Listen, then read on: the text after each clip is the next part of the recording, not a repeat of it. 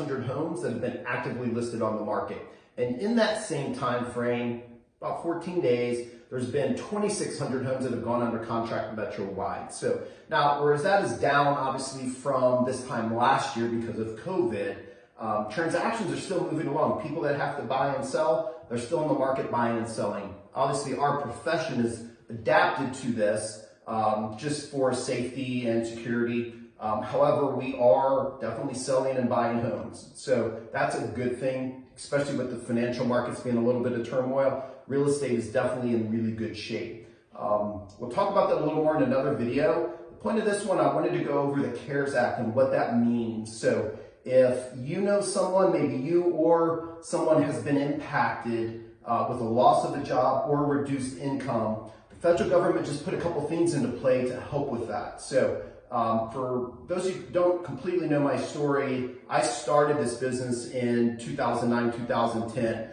in the worst financial market, of my life, and hopefully it remains that way. So we learned a lot as in terms of dealing with banks on short sales, foreclosures, really preventing foreclosures, loan modifications. So we're very seasoned on helping navigate people through this process. So to be able to explain what the federal government done, I just wanted to walk you a little bit through the mortgage process to explain this. So let's dive in here real quick.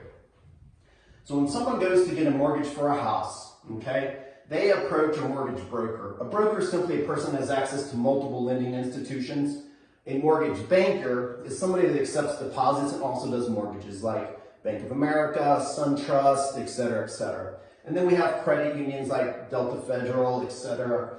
Those are all the people that are called loan originators. So they come over here, they issue a loan, you go to closing, you own the house, and now you have a mortgage to pay back, okay? More often than not, what happens within the first, say, 60 to 90 days of your loan actually gets sold, okay? It gets sold over here. People buy mortgages, or actually institutions buy mortgages. And those are Fannie Mae, Freddie Mac, and Ginnie Mae. Those are government-sponsored entities that do buy a lot of loans, okay? If you have an FHA, VA, or USDA, those are also government-backed. So these investors, we're just going to label those as government, okay? Then there's a lot of private institutions that also purchase mortgages, or they may just keep them. In the instance of, maybe Quicken or SunTrust, they're originating the mortgage. They may also keep the mortgages. In any event, Quicken, SunTrust, Bank of America, Wells Fargo, a lot of these, and this list can go on and on, these are private companies that own them. And why do people buy mortgages? Essentially, and Fannie and Freddie are two of the biggest in the country that buy mortgages. What it does is it creates liquidity in the market, so that way these people can go issue more mortgages to more buyers.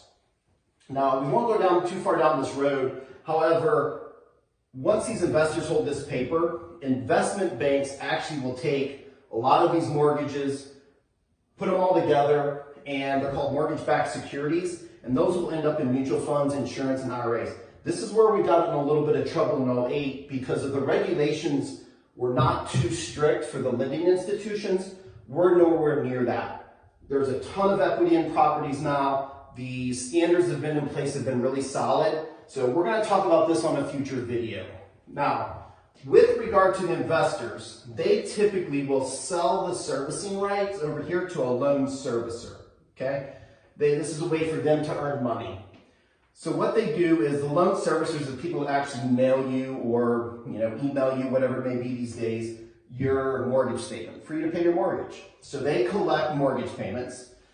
Once they collect that, most people have an escrow. Most lenders require an escrow. So once they receive your payment, they're actually paying the municipality the property taxes. They probably paying your insurance company your property insurance. They're distributing interest to the investors, and then they're there to answer any questions that you may have, okay? So to completely understand what's going on here is you need to know who your loan servicer is and who owns your mortgage. So the first thing, the loan servicer is pretty easy.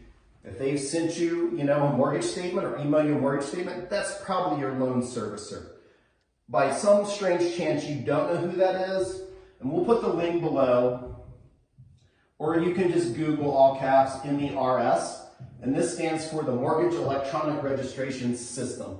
You simply can go in and put your name, your address, and I think you have to put the last four of your social, and it will tell you who your servicer is in case you don't know, okay? So one is you need to know your servicer because this is the company that you're going to have to speak to with anything regarding your mortgage. Now, to get into what the CARES Act has done, you need to understand who owns it. Up here we talk about these are government entities, down here is private, okay?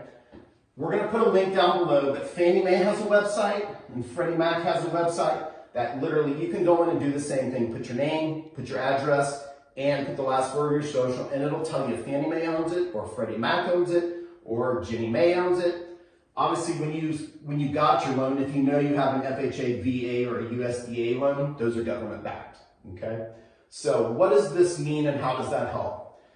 So what the CARES Act did, which was just passed by Congress and signed into law, CARES Act. It basically relates to anything associated with the government-backed mortgage. So that is going to be everything right here. So what the government has basically said, anything that's federally backed, they're going to allow you to suspend mortgage payments potentially up to 12 months, okay? I believe the way it actually reads is they're going to allow you to suspend mortgage payments 180 days, and then if you're still unable to pay your mortgage, they could extend it up to an additional 180 days, which is essentially 12 months, okay? And that's called a forbearance. Now, my understanding is that these mortgage payments, they're not going to forgive them, okay? Nobody's going to forgive your mortgage payments. They're more than likely going to tack them on to the end of your loan, which is actually a great forbearance program considering everything nowadays. So that is one thing that they can do, okay? The second one is, these are things that they cannot do. This was forced on a lot of people in the last crash. Since they are suspending your mortgage payment, they're not going to report that you didn't make your payment to your credit agency or add any late fees. And that's super important because the biggest hit any one person can have on their credit is a failed mortgage payment, okay? So they're not allowed to do that. The banks are also not allowed to initiate a foreclosure on your house while you're in forbearance, okay? Nor can any eviction action be put in place. Both of these were listed before May 17th, okay? And then any landlords that are in forbearance, meaning the government is saying, hey, you can push your payments on down the road, they cannot evict tenants at that time, which is also great because we just don't want to be moving people in and out of houses like that. So this is, if you've got a government-backed mortgage, which we're, like you said, we're going to put the links below, all this is available to you if you're in a pinch and you can't pay your mortgage. Or if you know someone, please share this information with them. Now, that takes care of anybody, and a large portion of loans are going to be owned by the government, or backed by the government, we should say. Let's jump into the ones that, so we talked, this is government, okay? Rest of this is going to be in case your mortgage is owned by a private company. Now, we are hoping, and we do believe that a lot of the mortgage companies will move to something similar to the government's done with these forbearance programs. Nothing is in stone right now, so here's what's possibly going to happen. Most of these institutions, listen, at the end of the day, banks are not in the real estate business. They do not want to hold houses on their balance sheets, okay? It's not good for banks. So most of them are going to allow you probably a 90 to 120 day forbearance period. The challenge is, and let's just use the example of, let's say your mortgage is $1,000. Let's say that they give you a forbearance period of 3 months.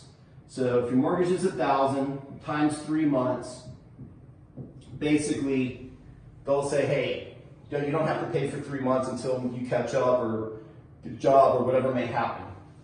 At the end of that 3 months, the challenge is it's basically like a balloon payment. So you're actually going to have to pay that $3,000 plus you're probably going to be on your next month of $1,000. So you're going to make a balloon payment of $4,000. Well, hopefully this COVID thing is over, in a month or a month and a half, and people can get back to work and this is less of a burdensome. So this may be doable. However, that's a little tougher on the forbearance side. Now, other options that can be had here is loan modifications. And we did a lot of this back when the market had crashed in 2010. And what that is you're going to be working with your lender to renegotiate terms, okay? Maybe you can get a lower interest rate, longer loan term, do something to reduce the payment, to give you a better chance of being able to pay it. So that's a loan modification. Obviously, it's a situation where you have equity in your house and you ultimately think, hey, I just need to sell because all my equity is tied up in my home. Like I said earlier, people are still buying and selling. So if you have a ton of equity tied up in your house, you could go and sell your house, okay, if you want to tap to that equity. And then short sale, in a case where, let's say you just bought your house last year, you probably don't have a lot of equity in it. You've got realtor fees, whatever else, if you were to sell it, makes it tough. Well, we can negotiate a short sale with your lender, okay? Not ideal, however, it is way better than the last alternate, which is a foreclosure. And that is the thing you want to stay away from the most. Foreclosure stays on your credit report for 7 years. It hurts your future possibility of actually being able to buy a home. So this one we always try to take off the table, okay? So that is what the CARE Act gets really, if you have a government-backed loan, so you want to go in and look up who owns your loan. Either way, all questions have to go to your servicer. So if you have a government-backed loan, you still need to go talk to your loan servicer and start working on this program, okay? Same with if you have a privately backed loan, you still need to call your loan servicer and have the conversation. Today's March 31st, April 1st is tomorrow. Mortgage payments are due on the 1st of every month and they're late on the 15th. So you really have a 2-week period here to get something worked out with your lender. Now, if you are having challenges with your lender, give us a call. I'd be more than happy to get on the phone with you and your lender. Now, they will not speak to me without you or whoever may be given authorization. There's a form that we can have you fill out that we use back to be able to at least be on the phone with you and help guide you. If you need somebody to help, banks are tough in trying to work with them. So if you need somebody on your side, an advocate, we're here for you to be able to help you work through this process, whatever it may be. This gets very complicated. And again, working with the banks are a little tough. So if you need an advocate on your side, just know that we're here for you. Send us a private message, DM. Listen, we get it. This is something that's very personal to a lot of people. Everything's very confidential. So we just want to be here in our community offering help to help guide you through whatever it may be here. So we'll give you more updates as you go. Just know that you've got help. Don't put your head in the sand. Let's start dealing with this sooner than later so that we can get something worked out for you. So hopefully this gives you a bigger picture of what was just instituted from the government and other avenues to do if you or somebody else is on reduced income, has lost their job or in some hardship situation, give us a call and we'll be happy to help you out. So thanks for taking the time to watch this, and we're here to answer any of your questions. Be blessed.